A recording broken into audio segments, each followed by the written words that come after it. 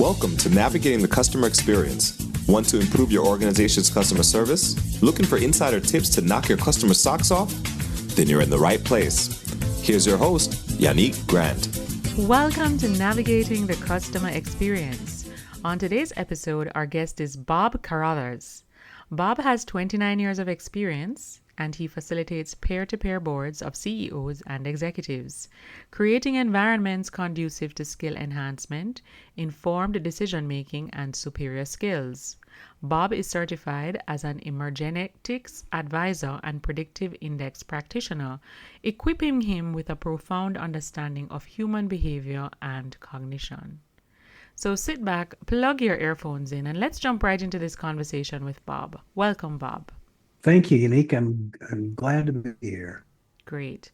So we always like to ask our guests, in your own words, could you share a little bit about your journey? You know, how you got from where you were to where you are Sure, today? it's been a very interesting journey. I started out as an entrepreneur. I had companies involved in the meat trading business. So we bought and sold animal parts, lungs, livers, kidneys, everything that was most people would consider waste from an animal. And then we would resell them to people we knew wanted them, mostly to pet food companies. That's where the tonnage went. And then went to Mexico. Others went into sausage making, chorizo making on the West Coast. We just would find a buyer and go do it. And we'd go into a packing house and buy their entire production of lungs or livers or whatever, and then resell it into the pet food canning business. So it's been an interesting ride. In 1996, I got out of that business. I sold it to my management team, and they took it over, and they're still running it. And then after that, I started another company that failed miserably. I lost a ton of money. I was crushed, and it was hard, you know. And then I looked around, and I'd been a Vistage member, and I loved it. I loved it, and I knew that with all the ups and downs I've had in my life, I could help people from making mistakes and doing what I did and living that life. So I reached out to my past Vistage chair, and he hired me. And that was in 1996. So I've been doing this ever since. That's September of 96. So it's been quite a ride. Beautiful. Now, you focus on empowering CEOs to unlock their full potential, enhance their performance, and achieve their goals. Based on your many years of experience, Bob, in this space, working, I'm sure, with CEOs and entrepreneurs across different industries, what would you say maybe are if you could pick 3 overarching tenets or competencies that you believe CEOs need to practice or embrace in order to really achieve the 3 areas that I just mentioned? I think they need to establish a great culture in their company and mind it. I mean, nurture it and protect it, because culture trumps everything. Nothing else matters. Your people won't be happy. You won't keep people. You will make your customers angry, your suppliers angry, and you'll do a really bad job because your employees won't care. And so that's the first thing I would say is build a strong culture. The second thing is to hire correctly. Be slow to hire and fast to make them available to industry.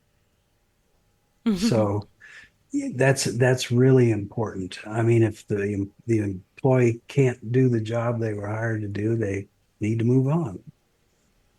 And then hire the right people. Put a lot of effort in your hiring process. And the other one would be watch the money. You know, you got to keep track of your cash flow. You got to predict what the cash is going to be down the road. Bigger companies have CFOs to do that, and then they'll report to the CEO. Smaller ones, often the CEO will do it themselves. But you got to do it because if you run out of cash, you're out of business. It's just real simple. You can't make payroll, then you're gone. Yeah, that's so Mhm. true. So, Bob, in working with these different organizations, right, we're trying to establish what are some of the key things that make an organization successful. And so the customer experience is critical Mhm. in all businesses, regardless of whether or not you have a face to face type of interaction or you're just digital and people are communicating with you, Right. solely through the internet. But leadership is very important for a business, whether you're a solopreneur or you're a Fortune 500 company, regardless of the size, it's driven by the leader in the organization. As it relates to customer experience, if you were to maybe give us an example of a use case, a good use case example that you've observed over the years, in working with these CEOs, what do you think are some of the key things that make them be able to have a successful, customer experience? One in which their customers are their brand advocates, their evangelists, their word of mouth Mhm. advertisers. I mean, if that company decided not to advertise for the next 2, 3 years, they would still be doing great business because their customers view them as fans. What would you say are key things in Well, there's that? one company that comes to mind, and that CEO was brilliant. And the culture in the company was extremely strong. He would walk around his plant every day and he knew everybody's name and met family members, and he'd walk up to them and just say, "Hey, Charlie, how you doing? How's the family? How's your wife? I heard your son Robbie is sick." He would do that, and that the employees felt that they were cared for. He never stopped setting goals. He never stopped doing things that would make the work fun. He was trying to reduce shrinkage one day, and it was kept bugging him. It was going on for months. And he decided he'd just do a little contest. And he went out and bought an old junker car and a whole bunch of sledgehammers. And every day the employees reduced the amount of shrinkage, they could go out and beat up on the car. And it was just amazing how much fun they were having, and how how just beating a car was made it they hit their goal for sure. And it cost my CEO like what, $500 um, to do that. He had other contests like dunk the CFO, where he had one of those dunking tubs. Certain goals were reached. That was out in the parking lot. I saw him with his customers. One of our Vistage speakers impacted him so much that he invited his customers from around the country to come to his plant, see the plant, and hear this speaker present. And because he wanted it made such an impact on him, he wanted his customers to be better too. So he thought this speaker could really help him. Um, what else did he do? He whenever he'd walk up to somebody, um, and they promised to do something for him, he recorded it on his phone. So he'd pull it out, and before he saw him, pull up their name and say, "Hey, how are you coming on that project we talked about?" And the accountability went through the roof. Um, just things like that, little things. But I know he had one goal, that if the company reached so much in revenue, sales, he knew that if it did, they'd make extra money. If it was over and above the regular goal, it was a big, hairy, audacious goal. And he said, if you guys hit this, I will take the entire company to Las Vegas, because he knew if they increased the revenue that much, the profits would go up enough to pay for the trip and then some.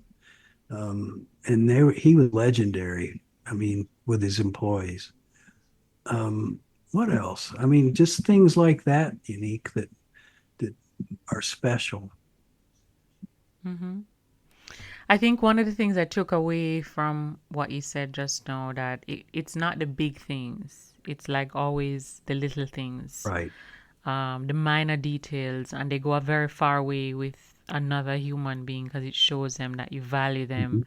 you appreciate them, and they're just not there to milk, to get more money, money, Right. money, but you value them as a person and you recognize the fact that your success is just as important as their Right. success. Right. That's exactly right. That's what it takes to build a great company is the culture you create. You want people in waiting in line to go to work for you. And he had I that. know, right? That's Yeah. awesome. All right. Thanks for sharing, Bob. Now, Bob, can you also share Uh-huh. with our audience what's the one online resource, tool, website, or application that you absolutely cannot live without in your I business? hate it, but I can't live without it. It's called email. It buries me. But it's the communication is so fast and we can send documents back and forth. And I don't think anybody could live without email now. That's so We all true. curse it, but it's there. Mm-hmm. Agreed. Because in the absence of email, we have to go back to posting a letter Right. um, to your customer or to your friend or family member, and we all know the postal service takes Yeah. forever for you to get that response. So yeah, email is Yeah, I amazing. remember those days and we'd send off a contract and wait and wait and wait to get it back, just because of the mail or an Yeah. invoice. I mean, it just was crazy. And then came fax Mm-hmm. machines and they were huge. Um, I bought one once and my accountant said, "Why do you want that thing? Nobody else has them." And I said, "They will, they will." And that became huge. And then email took over for that. So, Yeah. All right. Now, can you also share with our listeners maybe one or two books that you have read? It could be a book that you read a very long time ago, or even one that you've read recently, but it had a great impact on you, whether it be personally or a professionally. long time ago, yeah, the Good to Great was a book that had an effect on me. Blue Ocean Strategy is another one. Um, what else? Dale Carnegie, uh, Win Mm-hmm. Friends and what is it? Make, uh, How to Win Friends and Influence yeah, People. I'm actually looking at the book right now. It's sitting right in front of that's me. that's one of the major ones. And Yeah. another one he wrote was How to Stop Worrying and Start Living. So there's Mm. several. All right. So we'll have the links to those books in the show notes of this episode for those of our listeners that would like to tap into those awesome Okay. resources. Now, Bob, can you share with our audience what's the one thing that's going on in your life right now that you are really excited about? Either something you're working on to develop yourself or your Oh people. boy. I'm always excited about sharing. I see so much and I love what I do. As far as I'm not in any training right now, but Vistage offers trainings all the time. And I also do stuff outside of Vistage. Um, but right now I'm getting ready to go on a holiday in a Sprinter van. It's an RV, and that's kind of got my attention. Plus, I've got two Vistage meetings next week. All right. So those are your things that you're working on that you're really excited about. Fantastic. Absolutely. No, our listeners would have tapped into this episode, Bob, and they're quite intrigued with you, with your organization, and with your journey, and they'd like to follow you online. Where can they find you I'm online? on LinkedIn. I post a couple times a week. So that's easy. So just go and search my name and I'll pop up. Um, where else do they find me? Well, through my email, through messages on LinkedIn. I seem to have a never ending supply of those. They can Mm-hmm. learn about me on the Vistage website. So, or they can call me, you know. All right. So through your website and through LinkedIn are the easiest access points to get That's to you. right. All right. Now, before we wrap our episodes up, Bob, we always like to ask our guests, do you have a quote or a saying that during times of adversity or challenge, you'll tend to revert to this quote? If for any reason you get derailed or you get off track, the quote kind of helps to get you back on track. Do you have one of those? Yeah, I do. I'm a big fan of Albert Einstein, and he had a quote that was the same level of thinking that caused a problem is not going to fix the problem. It's that's not exact, but that's what it means. And Mm-hmm. that's so true. Another one is everybody's a genius, but if you want to teach a fish to fly, they're going to fail and feel they're a loser from then on. And you just can't, some people just can't get it. And Mm. sometimes when things go wrong, you got to look at um, the people involved or the thinking involved and reapproach at a different level. Okay, so that second quote is more to say, maybe you need to take a few steps backward just to move forward, just to reevaluate and do it Right. again. Reevaluate if it's an employee and they just can't get it. Maybe they're just not Mm-hmm. set up for it. And it's better to find another position for them or another area of responsibility, or perhaps they're just not right for your company. Like you got to have the Mm. right people on the bus, as Jim Collins says. True. If you have the wrong people on the bus, it makes the journey that much Right. harder. And they got to be in the right seats. Mhm. Indeed. All right. Okay. Well, thank you so much, Bob, for jumping on our podcast today and sharing all of these awesome insights as it relates to Vistage and your journey, and just what are some of the key things that makes a leader successful and makes an organization successful as they navigate their customer experience through the journey of their customer's lifetime. So I think your conversation today was extremely insightful, and I just wanted to extend our deepest gratitude to you for taking time to share with us today. Thank you, Unique. I've really enjoyed this. You ask great questions and make me think. So thank you. Thank you so much. I appreciate Mhm. that. Just want to remind our listeners to you can follow us on Twitter at Navigating CX, and feel free to join our private Facebook group, Navigating the Customer Experience Community. Until next time, I'm your host, Yannick Grant. We also have a new book available on Amazon, The ABCs of a Fantastic Customer Experience. It's available in ebook and paperback. So if you want to increase revenue in your organization, build a stronger service culture, and create employees or develop employees who are really mastering service delivery in your business, you need to grab a copy of this book. Until next time, I'm your host, Yannick Grant.